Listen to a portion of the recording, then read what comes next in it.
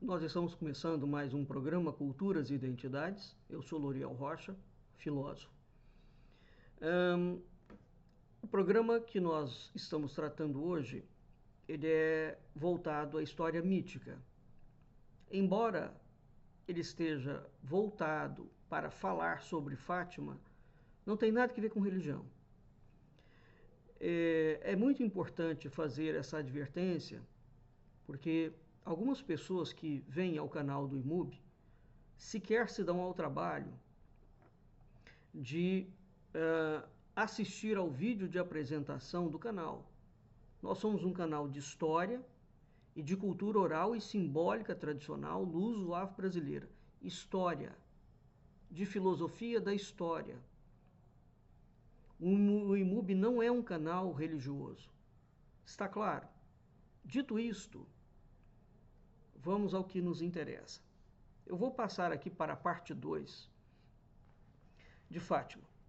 No programa passado, eu havia feito uma introdução, porque é necessária essa introdução, e eu entendo que eu estou falando para leigos, né? Mas o fato de estar falando para leigos não me desobriga de alguma seriedade mínima. O assunto de Fátima, das aparições de Fátima, tem um contorno difuso e confuso. Quando nós olhamos a temática somente sob a perspectiva religiosa, para o grande público, onde ela foi literalmente incorporada pela Igreja Católica, nós não vemos os problemas que estão por trás daquilo ali. Bem, então, nestes 2 programas, eu quero trazer um cenário histórico por trás do fenômeno da aparição. De saída, eu creio na aparição perfeitamente. Ela é uma aparição católica? Não. Não é. Ela é uma aparição de ET? Aí, é por isso que eu fiz o programa passado. Quando nós falamos em ETs, do que nós estamos falando? Nós estamos falando do ET de Varginha? Ou nós estamos falando de uma aparição dos entes que são categorias ontológicas de seres cujas aparições existem ao longo da história de todos os povos? E se der tempo aqui, eu quero trazer à baila uma distinção muito interessante que o então cardeal Ratzinger faz. Ele não considera Fátima como uma aparição. Ele considera Fátima como uma visão. A distinção é absoluta. Agora, o leigo não sabe em que insiste e consiste essa divisão, teologicamente falando. Eu deixei clara a minha posição, como pesquisador. Você que está me ouvindo não é obrigado a acreditar na minha posição e nem a aceitar. Agora, eu vou trazer documentos e demanda a seriedade que compre os mesmos documentos e inúmeros outros, e em cima desses documentos estude e formule a sua ideia. Correto? Bem, então, no programa passado, onde eu apresentei este trabalho aqui, onde eu discuto, falei rapidamente para vocês, sobre as inúmeras categorias ontológicas da mentalidade ocidental que foram construídas. Então, a aparição de Fátima, no meu entendimento, ela se inclui dentro dessas categorias do maravilhoso, que acompanham a história. E aí os trabalhos sobre isso são inúmeros, né? Evidentemente, um livro que vai falar sobre isso, por exemplo, ligado que foi organizado pelo historiador Joaquim Fernandes, é exatamente Fátima Mais Além. Né? Esse livro tem um corpo de informações valiosíssimo, né? Tem a particularidade de conter o chamado Milagre do Sol, que é um dos fenômenos de Fátima, proveniente das imagens originais, que ficaram esquecidas por 100 anos. Veja bem, as fotografias originais ficaram esquecidas por 100 anos. Veio à baila há pouco tempo, né? Sem as edições e as adulterações, porque houve muitas edições em cima das fotografias, houve muitas adulterações em cima das fotografias originais, né? Que tornaram, que criaram uma imagética padrão do fenômeno. Gente, Fátima tem em cima dela uma sequência de fraudes documentais que é uma das coisas mais impressionantes do mundo. Tá claro? Agora, Fátima tornou-se, né, um fenômeno católico? Sim, e não só. Ele é um fenômeno muçulmano também, por conta do nome, Fátima, que, segundo alguns muçulmanos, a aparição tem relação com a filha de Maomé, Fátima. Isso é para vocês terem uma ideia da complexidade do tema que envolve em Portugal e que aqui no Brasil simplesmente não se fala sobre isso. Né? Então, nós temos padres, nós temos cientistas, nós temos pesquisadores extremamente meritórios, investigadores portugueses no ramo dos fenômenos anômalos da consciência. O Joaquim Fernandes é um deles, né? A Gilda Moura foi outra, é brasileira, mas a Gilda, quando morou e até hoje mantém diálogo com a Universidade Fernando Pessoa e com o Joaquim, foi uma outra investigadora, e eu quero ler uma parte do artigo dela colocado nesta obra aqui, Fátima e a Ciência. Então existe muita gente pesquisando o fenômeno. É preciso entender que ele ultrapassa uma determinada fronteira, não é? O próprio Joaquim Fernandes, ele tem entrevistas no YouTube, vocês podem procurar. Uma das entrevistas dele chama As Outras Fátimas. Aí você fala, então teve mais de uma Fátima? Aí é preciso entender o que o Joaquim está chamando por isso. As Outras Fátimas. Né? Hoje em dia as mídias sociais nos facilitam algumas coisas e dificultam outras, porque tem muita confusão, evidentemente. Mas vocês podem ouvir da própria boca do Joaquim, que foi o pesquisador, que foi a ponta de lança nesta grande questão colocada a público dentro de Fátima. E eu vou contar como foi esse histórico aqui. Tá? E eu trouxe hoje aqui para vocês os livros, é uma coleção. Eu tenho ela inteira, também comprei no Santuário de Fátima, juntamente com a documentação crítica. Eu comprei as Memórias da Irmã Lúcia. Tem mais de uma. Muito bem. Nessas primeiras memórias aqui é que está a questão do comunismo russo. Tá claro? Então vamos por parte aqui. O que aconteceu, de certa forma, com Fátima? Então, Fátima é um fenômeno católico? É uma aparição mariana? Não, não é. A Igreja Católica apoderou-se da aparição, mas ela não é católica. Ela não é uma aparição de Nossa Senhora, tanto é que a Igreja até hoje tem seríssimas reservas com Fátima. Qual era o cenário naquela altura no mundo inteiro? Né? Como é que estava a Europa naquela altura, em 1917? Naquele momento, o mundo estava em guerra. Né? O comunismo era uma ameaça real na Europa. Em Portugal, havia um contexto específico em Portugal. Tá? A monarquia tinha sido derrubada, né? A igreja havia sido espoliada pela República, né?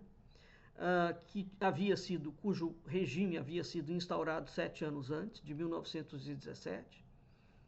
Então surge uma lei chamada Lei de Afonso Costa, que é uma lei da separação do Estado da Igreja. Tá bem? Essa lei de Afonso Costa, ela dava um prazo, preste atenção no que eu estou colocando, ela dava um prazo para que o cristianismo fosse erradicado de Portugal, no máximo em 30 anos. Literalmente, ele ia ser proibido dentro de Portugal. Pegou o cenário? Muito bem. Então existia, de fato, um projeto político dentro de Portugal. Começou com a Lei Afonso Costa, que ia criar um fenômeno histórico. Enquanto na Rússia eles estavam matando o cristianismo, em Portugal eles iam fazer a mesma coisa. Compreendeu? Bem, quando assume o Dr. Salazar, juntamente com o cardeal Cerejeira, em razão, entre outras coisas, deste cenário internacional, o Dr. Salazar era um homem católico.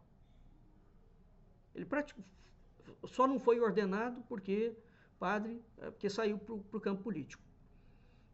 Então ele e o cardeal Cerejeira constroem um argumento dentro da política para Fátima.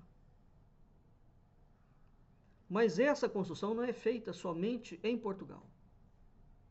Essa construção é feita também com os jesuítas na Espanha. Bem, é dentro deste contexto que entra inclusivamente, já como mensagem tardia, o pedido de consagração da Rússia ao Sagrado Coração. E aqui, nas memórias da irmã Lúcia, eu vou ler aqui para vocês. Logo no início da obra, no prefácio do editor, no prefácio, nós já temos que o segundo relato das aparições, então o primeiro relato das aparições foi feito, a recolha foi feita pelo Cônego Formigão, tá? Que é o que a gente pode ver nessa documentação. O segundo relato das aparições estão aqui. E em mais volumes, que não está aqui na minha biblioteca agora.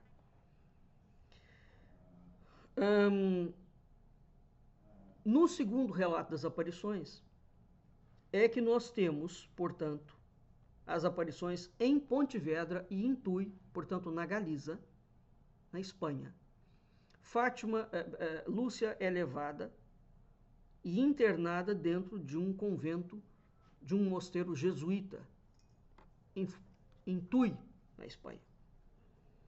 Ali, teoricamente, Nossa Senhora volta a aparecer para Lúcia, em cumprimento às promessas de julho de 1917, e ela fala que vai pedir a consagração da Rússia ao Imaculado Coração e a comunhão reparadora nos primeiros sábados.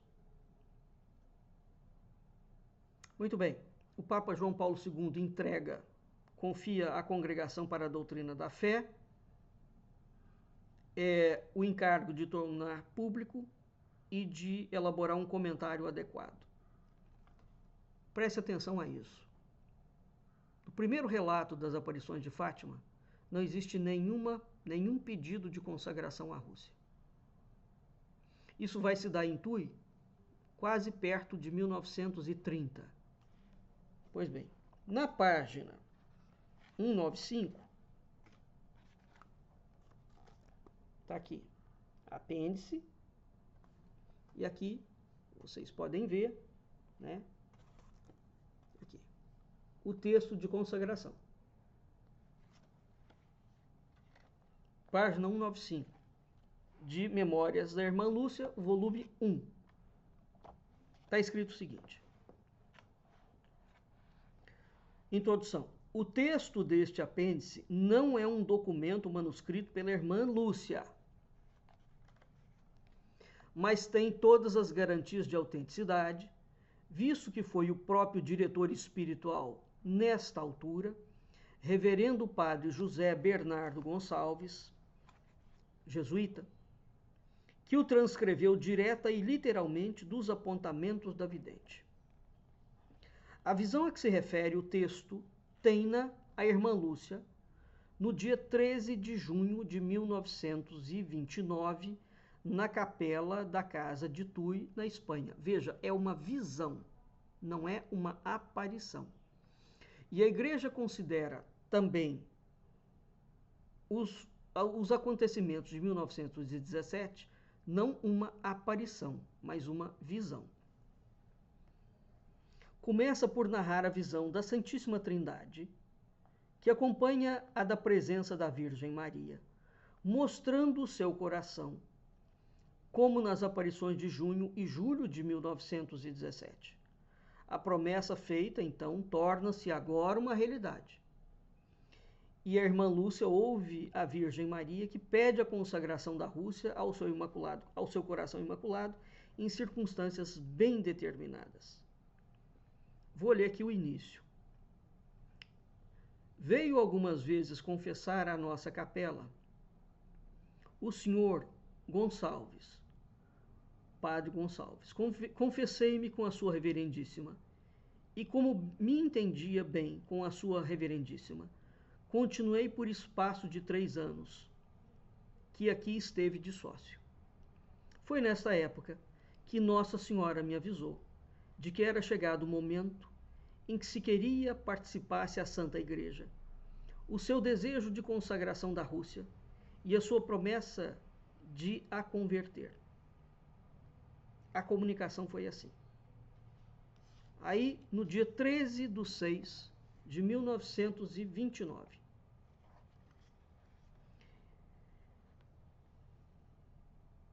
eu tinha pedido e obtido licença das minhas superioras e confessor para fazer a hora santa das 11 à meia-noite, de quintas para sextas-feiras. Estando uma noite só, ajoelhei-me entre a balaustrada, no meio da capela a rezar, prostrada, as orações do anjo.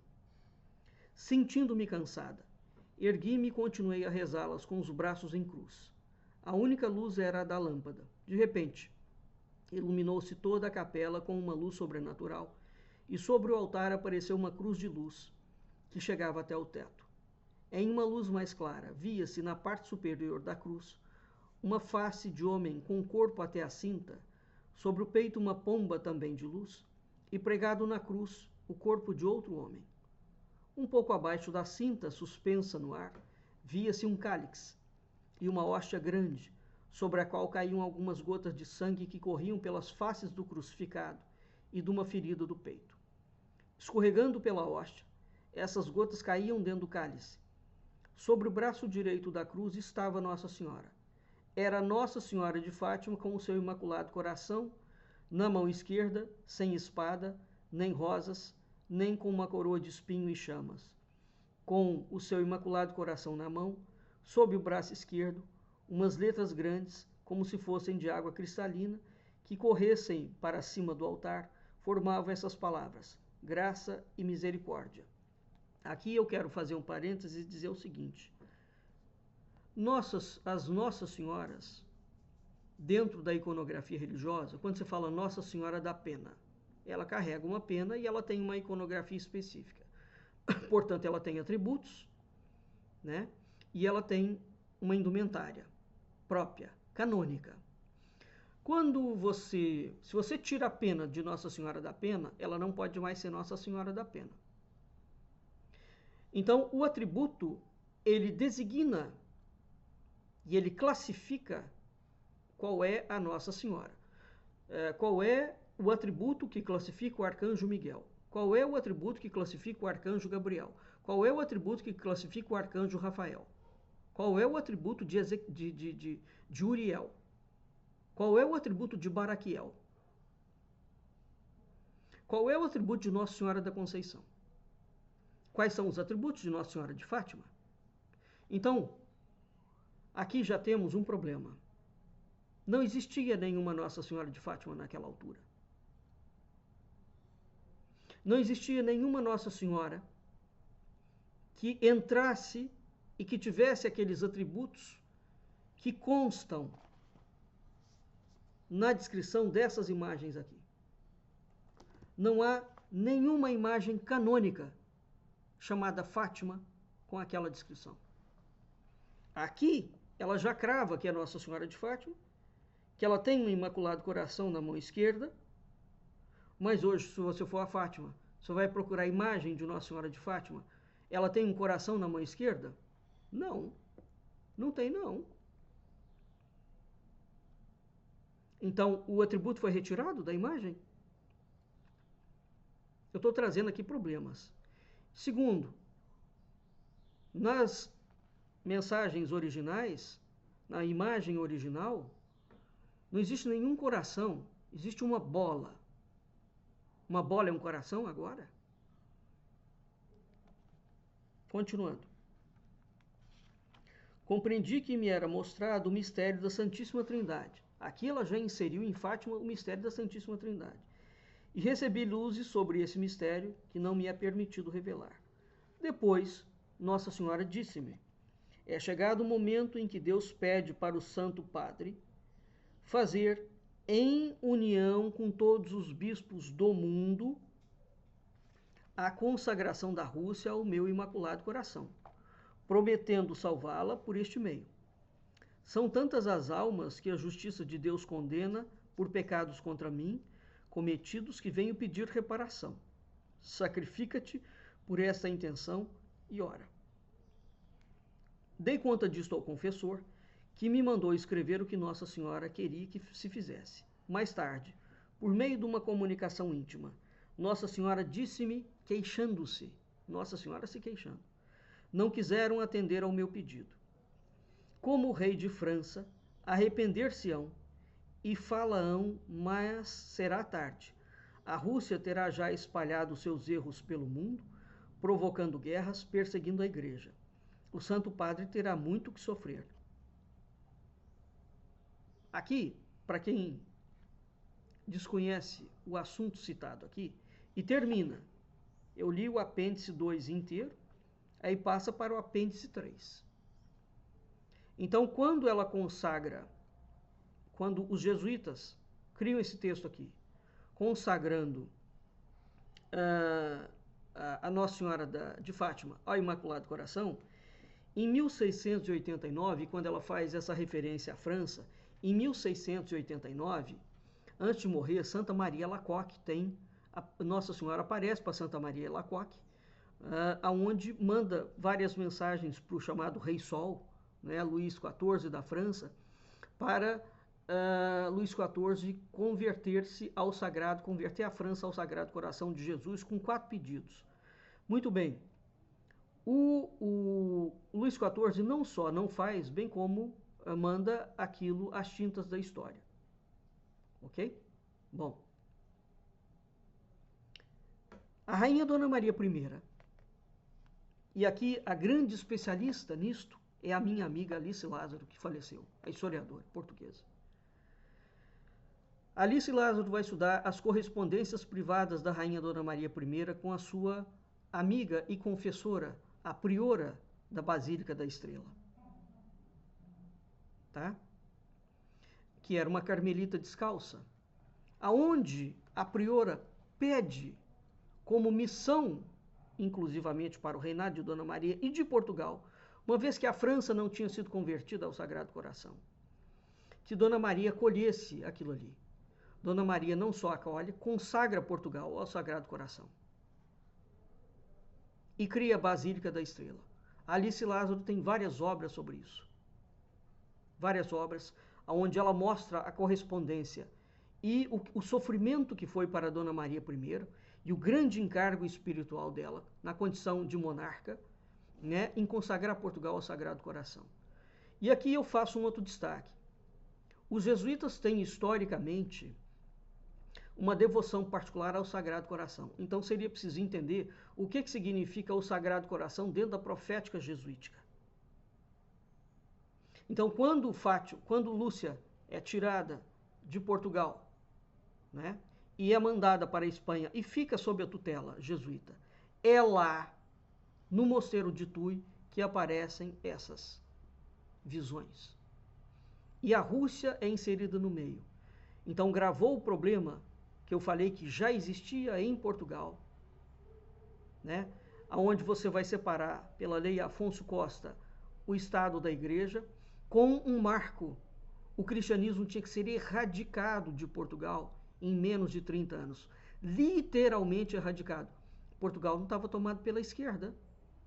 Então veja, está a Rússia arrebentando com o cristianismo no comunismo e está os liberais maçônicos e a finança internacional arrebentando com o cristianismo em Portugal.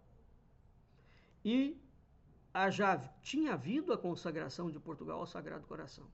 E os jesuítas voltam com essa questão em 1917, dizendo que o problema seria da Rússia, que a Rússia já teria espalhado seus males pelo mundo.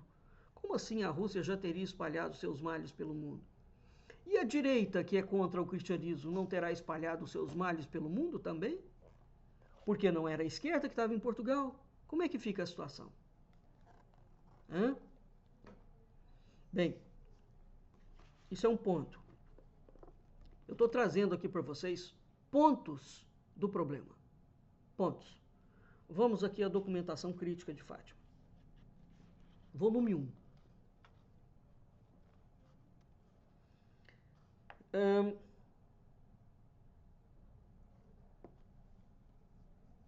Todos viam uma mulher. Não há em nenhum momento na fala de Lúcia, a expressão eu vi Nossa Senhora, no sentido de mãe de Jesus.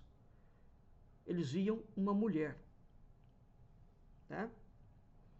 Primeiro, viram um relâmpago, levantaram-se e começaram a juntar as ovelhas para se irem embora com medo. Depois viram outro relâmpago. Depois viram uma mulher em cima de uma carrasqueira, vestida de branco. Nos pés, meias brancas, saia branca dourada, casaco branco, manto branco, que trazia pela cabeça. O manto não era dourado, e a saia era toda dourada. A atravessar trazia um cordão de ouro e umas arrecadas muito pequenas. Tinha as mãos erguidas e, quando falava, alargava os braços e mãos abertas. Aí Lúcia perguntou: que lugar é o de vossa mercê? Ela disse: o meu lugar é o céu. Para que é que vossa mercê vem cá ao mundo? Venho cá para te dizer que venhas cá todos os meses, até fazer 6 meses, e no fim de 6 meses te direi o que quero.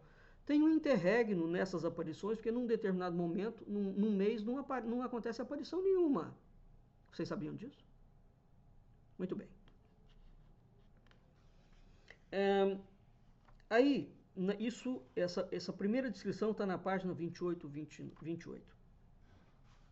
Na página 35. Tinha visto uma mulher pequena, né? 4 vezes. Na cova da Iria, viu-a de pé em cima de uma carrasqueira. Vinha vestida com meias brancas e fato é um terninho, né? Todo dourado. Não trazia sapato. A saia era branca e toda dourada e dava-lhe pelos joelhos. O dourado era aos cordões a atravessar e nos cordões aos biquinhos. Casaco branco, todo dourado. Um manto pela cabeça era branco e todo dourado. As mãos erguidas à cintura e cobriam, separando-as quando falava a Lúcia. Tá? Bem, mais à frente tem, ela tem brinco, né, traz um cordão de ouro e traz uma bola que ela segura entre as mãos. Veja bem, novamente aqui a questão. Qual é a imagem que Nossa Senhora, imagem canônica, da Virgem Maria, que está de meia, de brinco, segurando uma bola e de saia e terno. Terno mesmo. Nenhuma. Aqui vamos considerar que aquelas crianças pobres, num lugar ermo e inóspito, crianças pobres, iletradas, que não tinham cultura e não tinham como inventar essa visão de forma nenhuma, porque sequer eles tinham um parâmetro de Nossas Senhoras na cabeça. Tá claro? Então, esta descrição que aparece, vai aparecer por toda a documentação, não tem nenhuma relação com a imagem canônica de Nossa Senhora. O fato é, aconteceu alguma coisa ali. A aparição é mariana? Nunca foi.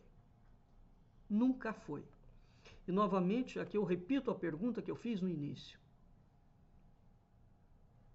O que isso tem a ver com o ET de Varginha? Nada. É um UFO. É uma aparição.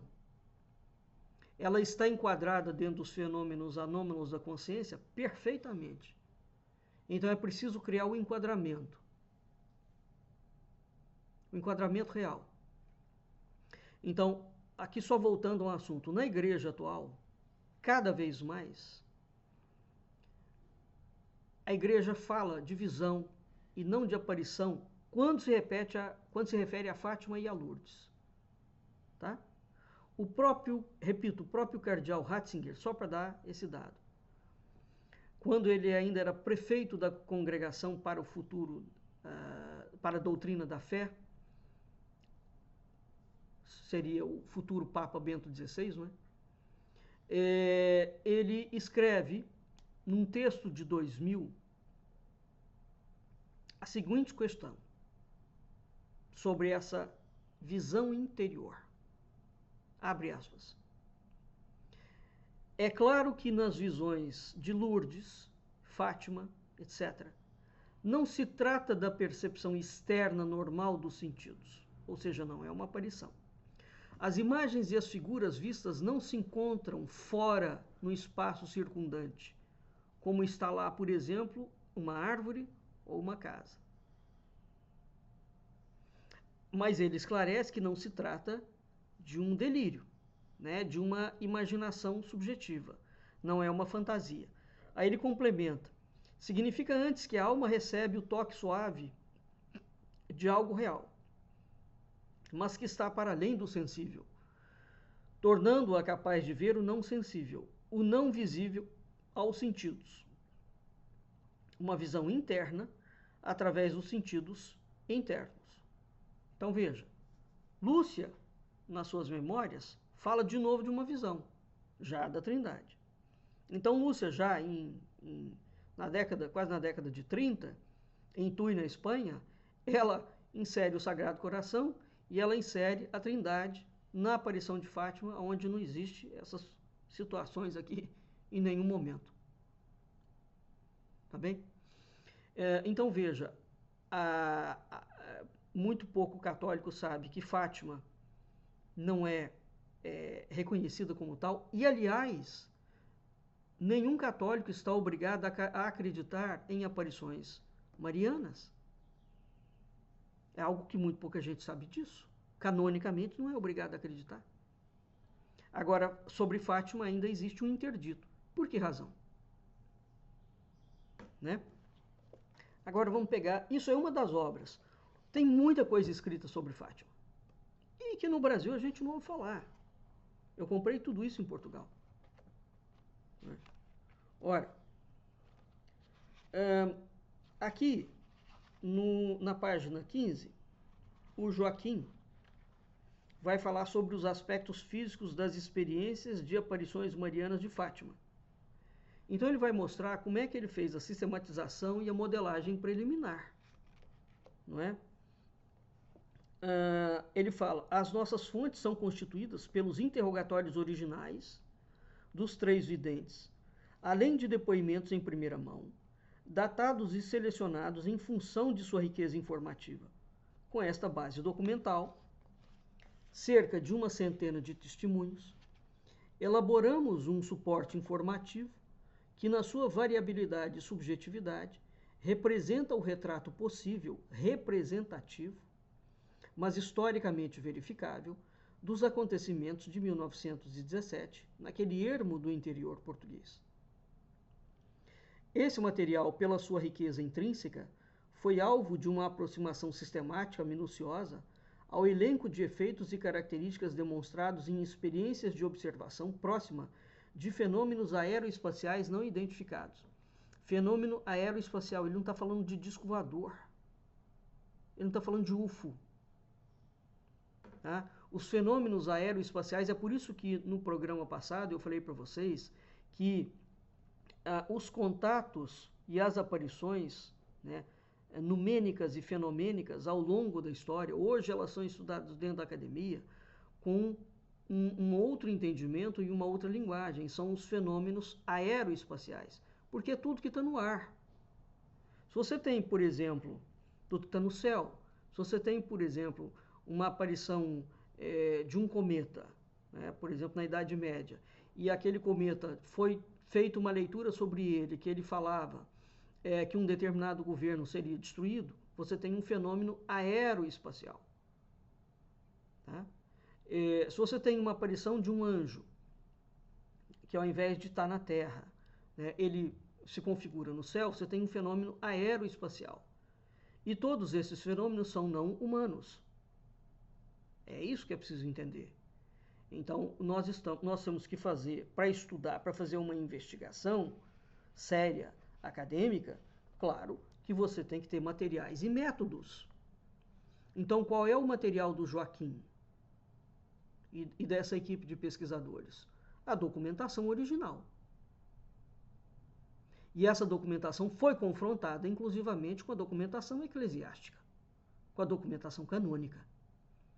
Toda a imagem de Nossa Senhora ela tem um cânone definido pela Igreja. Então, a partir daquele cânone, você começa a estudar as diferentes aparições e as diferentes Nossas Senhoras que existem, inclusivamente, em Portugal. Há histórico daquela Nossa Senhora daquela forma? Percebe? Então, uma das peças de convicção foi o inquérito paroquial de 1917, onde se fala de uma senhora muito brilhante que trazia nas mãos uma bola luminosa e virava as costas aos videntes quando partia. Tá? Isso aqui tá na obra dele, que eu falei, que eu não tenho aqui agora, Intervenção Extraterrestre em Fátima, as aparições e o fenômeno óbvio. Foi a primeira obra. Quando Joaquim e a Fina da Armada publicaram isso, aquilo foi a recepção em Portugal, como se pode imaginar. Não foi, digamos, mansa, não é? Ora, o fato é o seguinte. Um outro fenômeno que aconteceu em Fátima. Desculpe, o fato é o seguinte. O Joaquim, é difícil desmontar o Joaquim porque ele está em cima da documentação original do santuário.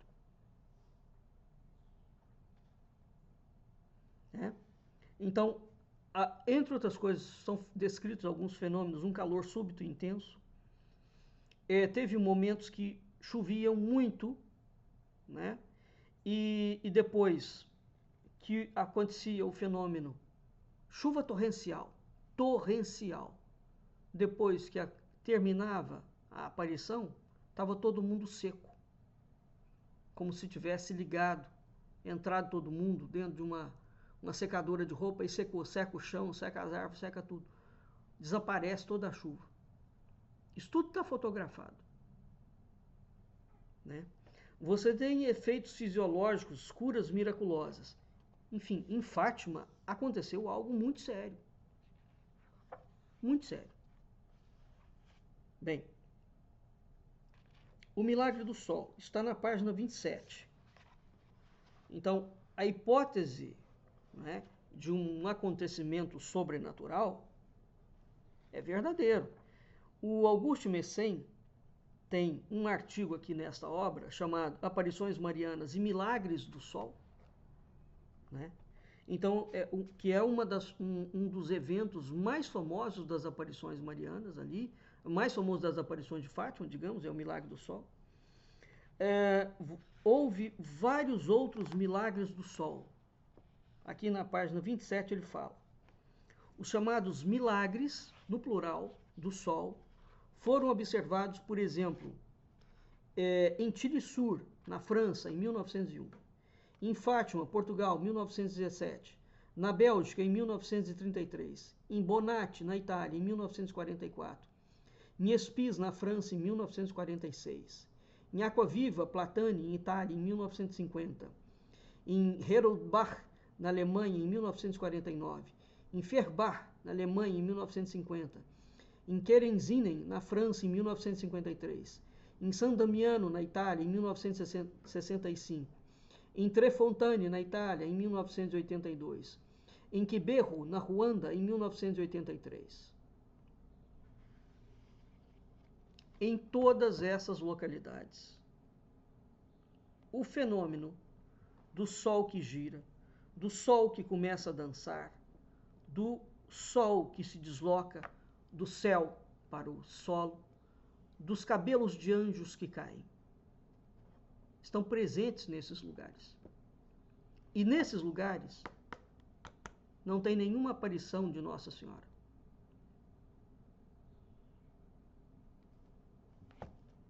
Bem,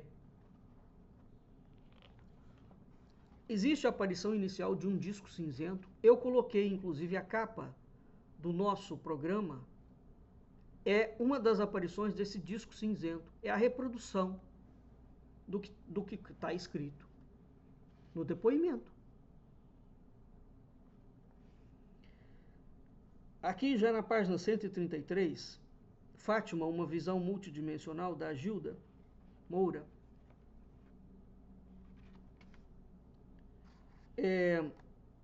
Então, a Gilda aqui vai estudar o fenômeno à luz de um fenômeno da consciência, né?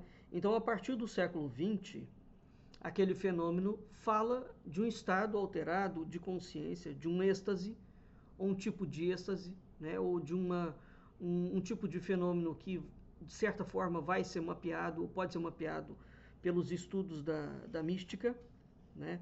Existe uma nova disciplina chamada neuroteologia.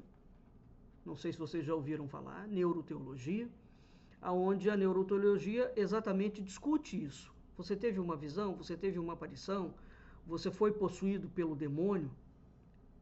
Quais são os efeitos que aquilo vão gerar na sua psique, no seu corpo, no seu comportamento? Então tem uma pleiade de estudiosos que estão estudando isso.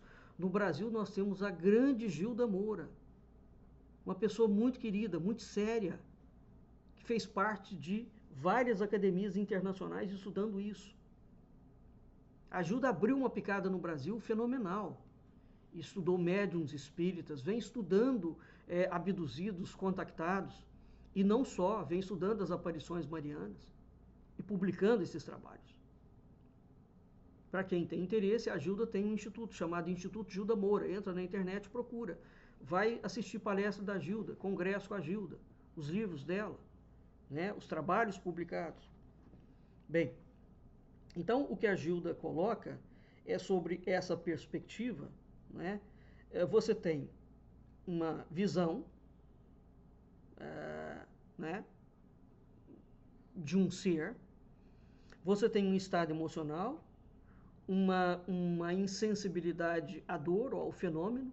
Por exemplo, estava todo mundo molhado, ninguém sentiu que o ambiente ficou seco, né?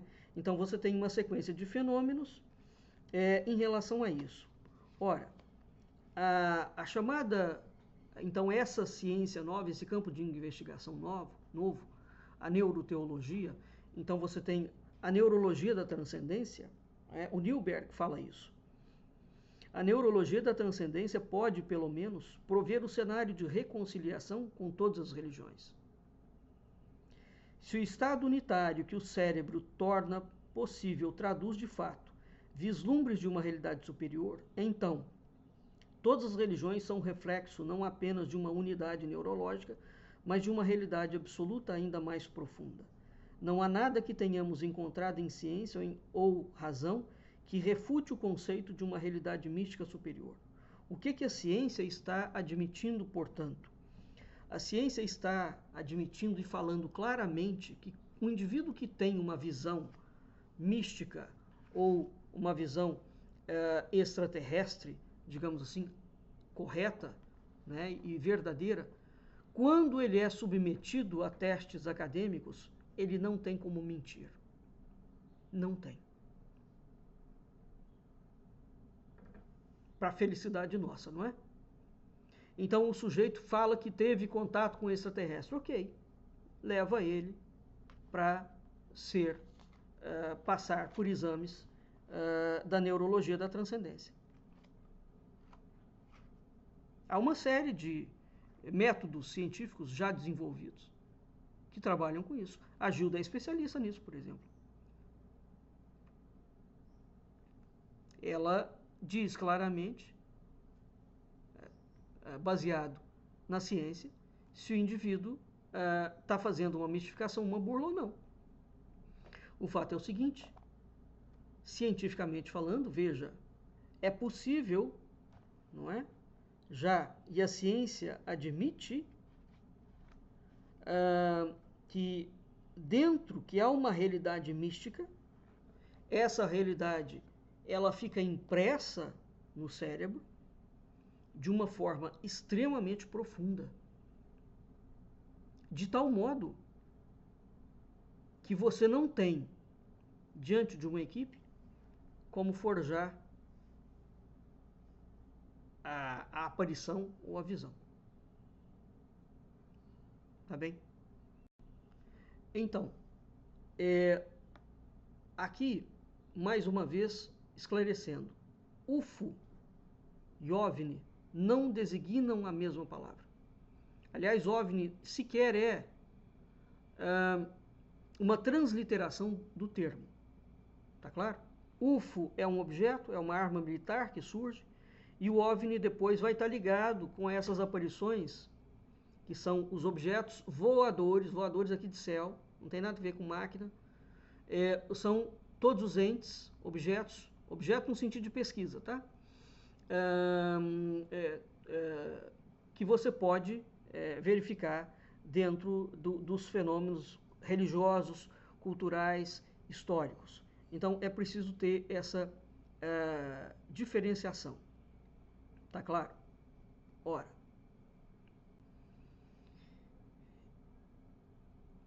então, no programa passado, o que eu coloquei, o que eu trouxe para vocês? Existe uma vasta literatura de todos os povos que, no terreno da ontologia, não é? Portanto, do estudo dos seres, que falam sobre essa categoria dos seres maravilhosos. Hoje, dentro da academia, nós temos várias cadeiras que estudam. Uma delas é a neurologia da transcendência. Bom, o Joaquim Fernandes e a Fina da Armada, eles fizeram um trabalho de história.